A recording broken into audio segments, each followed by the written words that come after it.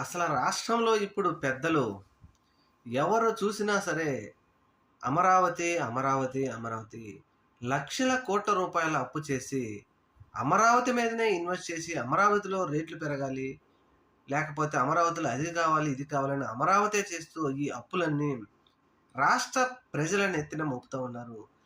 అసల వీరు చెప్పే విధంగా అమరావతి దాని డబ్బులు అదే సంపాదించుకొని డెవలప్ చేస్తామని చెప్పినటువంటి అమరావతి మీద మరి ఇన్ని లక్షల కోట్ల అప్పు ఎందుకు చేస్తా ఉన్నారు?